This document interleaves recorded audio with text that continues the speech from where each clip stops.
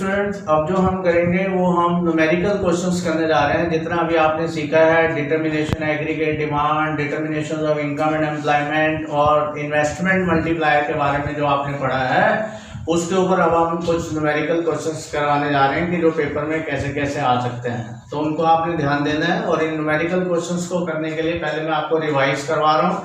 जो आपने सारे कॉन्सेप्ट पढ़े हैं कि एमपीसी किसके इक्वल होता है, एग्रीगेट डिमांड किसके इक्वल होता है, वो सारा आपको पता होना चाहिए। अगर वो सारा आपको मालूम है तो आप क्वेश्चन आगे कर सकते हैं, राइट। तो अब हम देखते हैं कि डिटर्मिनेशंस कैसे होते हैं, एमपीसी कैसे निकालते हैं, इन्वेस्टमेंट मल्टीप्लायर कैसे निकालते हैं, वो सारा आपको पता होना चाहिए। तो सबसे पहले है determinations, right, of income and employment including investment multiplier. Numericals करने जा रहे हैं, उसके लिए आपको फॉर्मूला पता होना चाहिए। y equal to C plus S, S equal to Y minus C equal to Y minus S, delta Y equal to delta C plus delta S, right. Delta S equal to delta Y minus delta C equal to delta Y minus S, APC equal to C upon Y, APC equal to 1 minus APS. APS किसके बराबर होगा, S upon Y, APS किसके 1 minus APC. तो ये सारे फॉर्मूले आपने करे हुए हैं। एमपीएस किसके इक्वल है, डेल्टा एस अपॉन दिस। तो आप देखेंगे कि यहाँ पे जो मेन कंक्लूजन है वो एमपीसी प्लस एमपीएस 1 होता है। अभी पहले भी आपने पढ़ा, और एपीसी और एपीएस भी 1 होता है। इसके अलावा आप आगे भी जा सकते हैं, जैसे आपको ऑलरेडी मालूम है कि इसके अगर हम आगे जाएं तो एडी का फॉर्मूला क्या होगा, सी प्लस आई होगा। और इसके आगे अगर हम एक और चले जाएं तो एएस का फॉर्मूला क्या होता है, सी प्लस एस होता है, एएस के। तीन फॉर्मूले बड़े इंपॉर्टेंट है। K equal to delta Y upon में delta I, K equal to 1 upon 1 minus MPC, K equal to 1 upon MPS. जैसे आप जानते हैं कि एक में से एमपीसी जो एस कर देंगे तो एमपीएस आ जाएगा।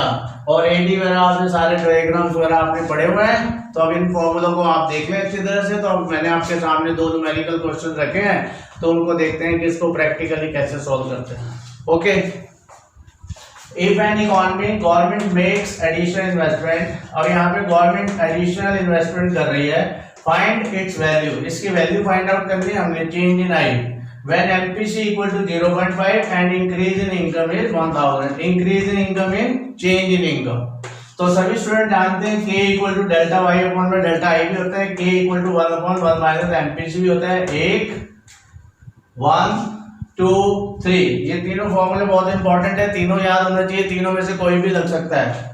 तो सबसे पहले अब ये फॉर्मूला नहीं लगेगा, सबसे पहले ये फॉर्मूला लगेगा। तो k इक्वल टू 1 माइनस 0.5, क्योंकि एमपीसी की वैल्यू 0.5 है। MPC mean change in consumption. k equal to 1 upon 0.5, इस मींस क्या हो जाएगा, ये ऊपर चला जाएगा तो नीचे क्या हो जाएगा 10, 10 को नीचे 5 से डिवाइड कर देंगे, 0 खत्म कर दिए तो आंसर क्या हो गया, k 2 आ गया। इसका मतलब k जो है वो आपका 2 टाइम्स होगा। अब ये जो k की वैल्यू आपके सामने आई है, इसको इस वाले फॉर्मूले में रख देंगे, डेल्टा वाई अपॉन में डेल्टा आई। डेल्टा k की वैल्यू आपको पता चल चुकी हुई है, k की 2, और डेल्टा वाई आपको एग्जाम में दिया हुआ है, दैट इज 1000 डेल्टा आई। तो इसको सॉल्व कर लेंगे तो डेल्टा आई इक्वल टू 500। इसका मतलब आपने 500 करोड़ लगाए थे तो आपकी इनकम 1000 करोड़ से बढ़ गई। इसका मतलब आपकी इनकम में जो चेंज आया वो 2 टाइम्स आया। ओके, अब न्यूमेरिकल क्वेश्चन सेकंड देखते हैं। MPC 0.75, how much investment is required to increase income by ₹600, also find the multiplier. अब इसमें आपने मल्टीप्लायर की वैल्यू भी निकालनी है। अगर नहीं कहता तो तब भी हमें निकालना पड़ता। तो k का फॉर्मूला आता है k 1 upon 1 minus MPC, k equal to 1 upon 0.75, k equal to 1 upon 0.25, k equal to 100। ये ऊपर चला गया 100, नीचे 25, इसको काट देंगे, k इक्वल टू 4। इसका मतलब k की वैल्यू 4 आ गई, यानी कि 4 गुना आपकी इनकम बढ़ेगी। k का next formula important, delta y upon में डेल्टा i, k की वैल्यू 4 है, डेल्टा y आपको दिया हुआ है 600 डेल्टा i। इसको सॉल्व कर देंगे, लास्ट में डेल्टा आई हो गया 150 करोड़। इसका मतलब आप 150 करोड़ लगाएंगे, 150 करोड़ लगाएंगे तो आपकी इनकम में 600 करोड़ हो जाएगी। स्टूडेंट, अब हमारा नेक्स्ट क्वेश्चन है वो भी नेशनल इनकम डिटर्मिनेशन और एमपीसी के ऊपर ही है, तो ध्यान से देखिएगा। If an economy income increases by 10,000, इसको ध्यान से देखें, आपकी इनकम इंक्रीज हो रही है 10,000 से। इस बात को ध्यान से देखें। इनकम इंक्रीज का मतलब है delta Y, as a result of rise in investment expenditure 1000, और जो इन्वेस्टमेंट एक्सपेंडिचर में जो चेंज आया है वो 1000 का आया है। Calculate, right. अब आपको कैलकुलेट क्या करना है वो ध्यान से देख लें। कैलकुलेट करना है इन्वेस्टमेंट मल्टीप्लाई, यानी कि के की वैल्यू निकालनी है, और margin of propensity to consume. तो दो चीजें आपको दी हुई हैं। फॉर्मूले सबको आपको याद हो गए होंगे, सबको आपको पता होना चाहिए, राइट। गिवन क्या है, डेल्टा वाई 10,000, डेल्टा आई कितना है 1000। तो के का फॉर्मूला आप जानते हैं, डेल्टा वाई अपॉन में डेल्टा आई। तो 10,000 अपॉन में 1000, 0 से 0 कैंसिल हो जाएंगे, 10, इसका मतलब के आपका 10 आ गया। k equal to 1 upon 1 minus MPC होता है, तो 10 equal to 1 minus MPC, right. 10 इधर रख देंगे, k की वैल्यू, ये जो k की वैल्यू है ये इधर से इधर चली जाएगी, ये इधर चली गई आपकी k की वैल्यू। अब इसको आप क्रॉस मल्टीप्लाई कर देंगे, राइट, क्रॉस मल्टीप्लाई। तो इसको मल्टीप्लाई करेंगे, 10 minus 10 MPC equal to 1, minus 10 MPC, 10 इधर चले गए माइनस, तो माइनस से माइनस कट गया 9, 10 MPC equal to 9 MPC, 9 upon 10 that is 0.9। Okay, अब हमारा नेक्स्ट क्वेश्चन है, if an economy consumption function is 0 equal to 500 plus 0.7y where c is a consumption expenditure and y is income. c का ये formula आपने पढ़ा होगा, आपको याद होगा c का फॉर्मूला। तो इसके लिए मैं आपको थोड़ा सा याद करवाना चाहता हूँ कि सी का फॉर्मूला आपने पढ़ा था, जिसमें सी बार प्लस आपको याद होगा बी वाई। तो सी बार क्या था, ऑटोनोमस कंजम्पशन, और बी क्या था, एमपीसी। तो ये जो 0.75 है ये बी दिया हुआ है, एमपीसी दिया हुआ है, और ये जो 500 है ये सी बार है। ओके, और that is the Y, Y for income, where C is consumption expenditure and Y is income. Calculate the equilibrium level of income. आपने y की वैल्यू फाइंड आउट करनी है इक्विलिब्रियम लेवल के ऊपर। And consumption expenditure when investment expenditure is 5000, जब आपकी investment जो है वो 5000 दे रखी है, तो ये c का मैंने आपको याद करवा दिया, c equal to C bar, C bar mean autonomous consumption. अब इसको यहाँ ले आएंगे, गिवन क्या है आपके पास, सॉल्यूशन क्या हो जाएगा, c 500 प्लस 0.75, i कितना दिया हुआ है 5000 एट इक्विलिब्रियम पॉइंट। ये चीज याद रखना है, at equilibrium point y equal to C plus I भी हो सकता है, और y equal to C plus S भी हो सकता है, और इक्विलिब्रियम पॉइंट पे i और s दोनों बराबर होते हैं। ये चीज ध्यान रखें, याद आ रहा है आपको, जहाँ पे ad और as बराबर होते थे। तो ये y वाले फॉर्मूले में डाल देंगे, y c प्लस i होता है, ये c की वैल्यू हो गई, ये आपकी i की वैल्यू हो गई। तो इसको करेंगे y, ये यहां ले आएंगे, इसका मतलब हो गया ये 1y हो गया। ओके, दैट इज 5500, और 1y में से ये 1y हो गया, 1y में से 0.75y माइनस करेंगे, 0.25y equal to 5500, and y equal to 55 upon में 0.25, y इक्वल टू 22000। इसका मतलब आपकी नेशनल इनकम का जो लेवल है वो 22000 हो गया।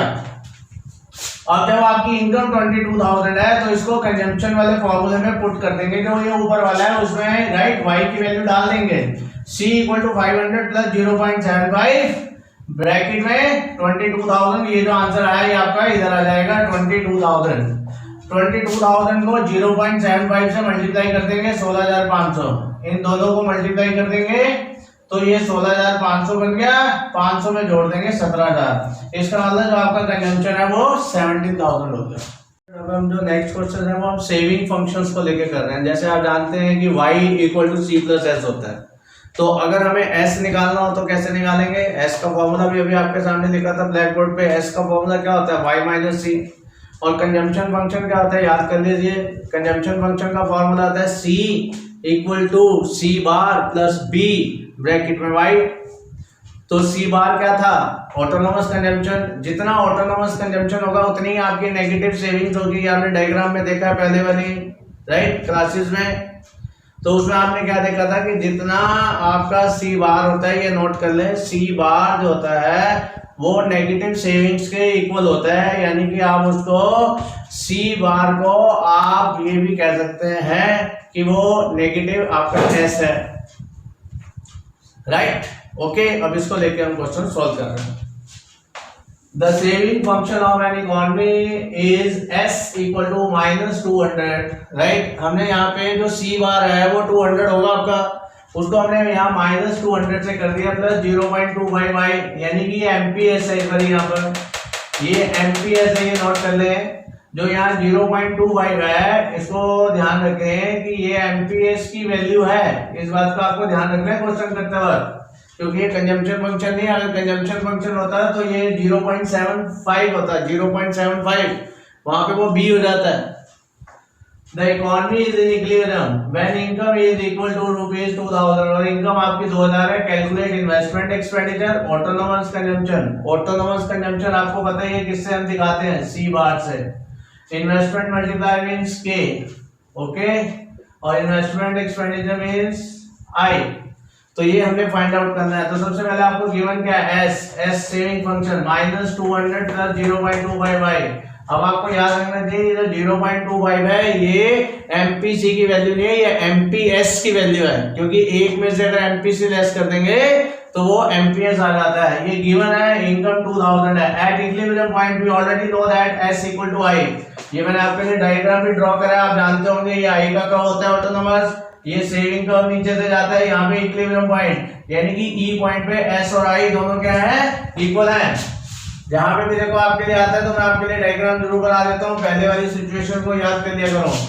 अब इसको हम ओपन कर देंगे, S equal to I. S की जो वैल्यू है वो यहाँ डाल देंगे, एस की वैल्यू यहाँ आ गई, ये पूरी की पूरी एस की वैल्यू है आई -200 प्लस 0, और वाई की वैल्यू पुट कर दी। वाई की वैल्यू कितनी दी हुई है, 2000। उसको करेंगे तो आई कितना आ गया, 300। तो हमने पूछा था इन्वेस्टमेंट एक्सपेंडिचर कितना होगा, 300 हो गया, राइट, क्योंकि ये माइनस के 200 है, तो ये 500 है तो 300 हो गया। At y equal to 0, second answer. Second answer बात में पूछता है ऑटोनोमस कंजम्पशन कितना है। ऑटोनोमस कंजम्पशन का मतलब होता है कि जो आपका होना ही होना है। जहां से लेकर ऑटोनोमस कंजम्पशन यहाँ से होता था सी, और यहां से लेकर ये जो कंजम्पशन है यानी कि 0 से लेकर सी, जो ये यहां से लेकर है ओ सी जो है, ये आपका सी बार है ऑटोनोमस कंजम्पशन। ऑटोनोमस कंजम्पशन याद रखा करो सारी बातें। और वहां पे आपकी इनकम क्या है, 0 है, आप खुद ही देख लें, यहाँ पे इनकम 0 है। एट इनकम 0, एस दे रखा है आपको। एस मैंने अभी भी बताया कि जहां पे आपका कंजम्पशन होगा 0 लेवल पे, अगर आप इस डायग्राम को दोबारा देखें तो जितना गैप आपका यहाँ से होगा सेविंग्स का, उतना गैप यहाँ से कंजम्पशन का होगा। यानी कि ये गैप और ये गैप आपका दोनों इक्वल होने चाहिए। ये आपका कंजम्पशन है और ये आपका सेविंग्स है, यानी कि ये गैप और ये गैप दोनों बराबर होने चाहिए, ये ध्यान रखें। एस की वैल्यू में पुट कर देंगे, एस मतलब राइट। तो यहाँ पर ये उस टाइम इनकम 0 है तो एस की वैल्यू -200 आ गई, तो ऑटोनोमस कंजम्पशन क्या हो जाएगा, सी बार equal to minus S bar. तो सी आपका कन्वर्ट हो गया 200 में। इसका मतलब उस टाइम में अगर आपकी सेविंग -200 थी तो आपका कंजम्पशन भी 200 ही रहा होगा। अब एक बार आप दोबारा देख लें, ये O है, इसको हम M पॉइंट कह देते हैं, इसको हम N पॉइंट कह देते हैं। और जितना आपका OM है उतना ही आपका ON होना चाहिए। OM क्या है, दिस, और ये क्या है, नेगेटिव सेविंग्स। इस चीज का ध्यान रखना है। अब हम आते हैं थर्ड पार्ट में, के की वैल्यू निकालनी है। डेल्टा वाई अपॉन में delta E, 1/1 minus MPC, 1/1 MPS. MPS मैंने आपको पहले बता दिया कि यहाँ पे ये 0.25 है, क्योंकि ये सेविंग्स फंक्शन दिया हुआ है, ध्यान रखें। सेविंग फंक्शन के साथ ये जो वैल्यू होगी वो एमपीएस की वैल्यू होगी, राइट। तो उसको हमने सीधा यहाँ पुट कर दिया, ठीक है। 100 ऊपर चला गया, 100 अपॉन में 25, तो आपकी के की वैल्यू जो है वो 4 आ गई। क्लियर। इस क्वेश्चन को घर जाके भी आप कर सकते हैं और इसको आपको असाइनमेंट भी प्रोवाइड कर दिए जाएंगे, तो उसमें आपको प्रैक्टिस के लिए क्वेश्चन हो जाएगा। तो ये क्वेश्चन बड़ा इंपॉर्टेंट हो गया, इसको ध्यान रखें। और यहाँ सेविंग फंक्शंस के कारण आपको थोड़ी प्रॉब्लम आएगी, 2 बार कर लेंगे तो कोई प्रॉब्लम नहीं है। अब नेक्स्ट क्वेश्चन है कैलकुलेट एमपीएस।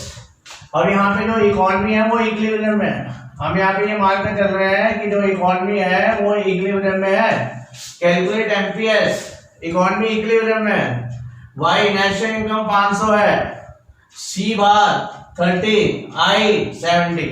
अब आपको डाउट नहीं होना चाहिए, जो सी बार होता है वही 0 लेवल इनकम के ऊपर होता है, S. At equilibrium point S equal to I है।